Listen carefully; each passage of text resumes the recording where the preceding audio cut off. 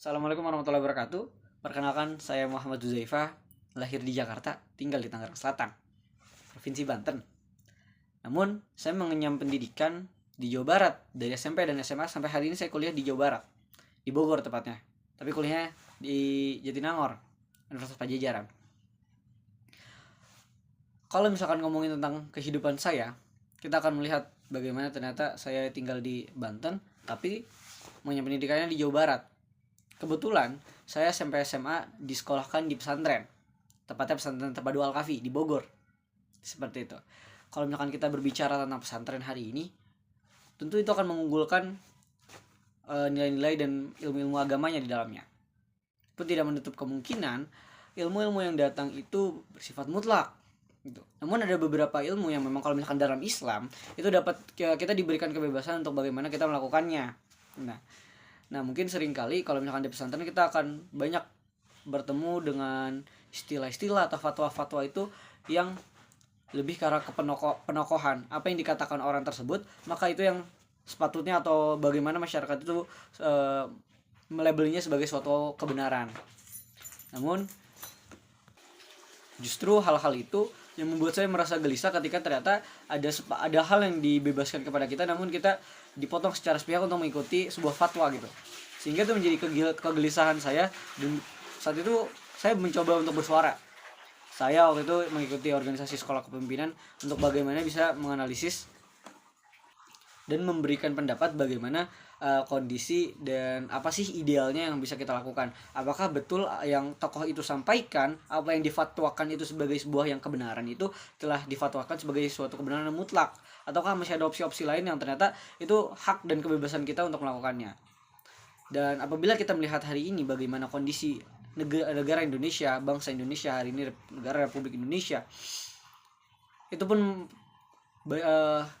lumayan memprihatinkan ketika ternyata para pejabat eksekutif dan legislatif itu berdiri hanya sebagai gedung atau pejabat. Namun coba kita artikan lebih dalam, sebagai makhluk hidup yang dimana ia akan berinteraksi. Makhluk hidup itu akan memberikan hubungan timbal balik dengan lingkungannya, bisa itu dari rakyat atau kebijakan-kebijakan yang akan dibuatnya. Namun sayang hari ini hubungan timbal balik yang dilakukan oleh pejabat-pejabat kita di sana cenderung ke arah yang sangat memprihatinkan. Ketika kita melihat pembungkaman di mana-mana, kekerasan yang dilakukan oleh aparat, pun banyak sekali pejabat-pejabat legislatif yang hari ini ngomong tidak karuan, bergaya hidup hedonisme, dan berbanding terbalik dengan rakyatnya. Kembali lagi ke masa hidup saya saat di pesantren, saya ketika kuliah ini serasa flashback gitu, melihat saya dulu di pesantren itu sebagai miniatur Indonesia, ketika ternyata orang-orang di atas itu membuatkan kebijakan yang belum tentu kebijakan itu adalah kebijakan yang baik. Kami mencoba menganalisis, dan alhamdulillahnya ketika saya di pesantren saya diberi wadah, saya diberi ruang untuk berbicara dan menganalisis bagaimana waktu itu saya di organisasi dan memberikan pendapat. Dan ternyata waktu itu pendapat saya dinilai baik, sehingga diambil pendapat itu dan dikeluarkan kebijakan selanjutnya. Waktu itu adalah mengenai ekstrakurikuler, bela diri, seperti itu. Sehingga saya mengira bahwasannya dulu saya hidup di pesantren sebagai mungkin miniatur lebih kecil dari kehidupan saya di setelahnya, itu lebih baik daripada hari ini bagaimana pejabat-pejabat yang ada di Indonesia. Seperti itu. Jika kalau misalkan kita juga menganalisis bagaimana sih apa yang menjadi kekuatan saya, kenapa pada akhirnya waktu itu bisa memberikan pendapat dan alhamdulillah diterima gitu. Ketika kita melihat kekuatan, ternyata saya berada dalam sebuah lembaga atau organisasi yang legal. Kita punya landasan hukum di sana dan kita diakui oleh lembaga institusi pendidikan tersebut. Seperti itu. So kita lihat lagi apa yang menjadi kelemahan kita. Nah, waktu itu kalau misalkan di pesantren, teman-teman, kita punya ada budaya namanya kita nggak boleh bawa gadget gitu, sehingga waktu itu kita memiliki keterbatasan dalam menganalisis bagaimana ternyata ini teori-teori global itu kita kurang bisa menemukan dengan cepat gitu. Dan juga yang menjadi ancaman dari kita adalah tadi masyarakat yang sudah terpaut pada penokohan, sehingga sangat sulit menerima sebuah kebenaran secara intelektual.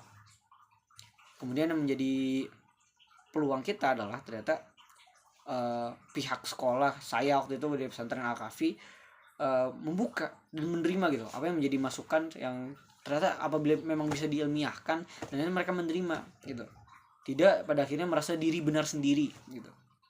Harapannya adalah ketika saya belajar di ilmu pemerintahan ini pun saya mendapat hal-hal itu, modal dalam berpolitik, tata cara bagaimana menganalisis kebijakan, memahami bagaimana seharusnya hubungan ideal timbal balik antar pemerintah dan yang diperintah gitu. Dan harapannya kita bisa berkontribusi untuk negara ini. Keinginan saya untuk mendalami ilmu pemerintahan ini bukan sekedar romantisasi dari kata-kata atau sebuah puisi, tapi saya bertekad untuk mendorong lebih baik arah ke depannya dan menjadi agent of change sebisa yang saya lakukan. Mudah-mudahan Tuhan menolong kita semua. Assalamualaikum warahmatullahi wabarakatuh.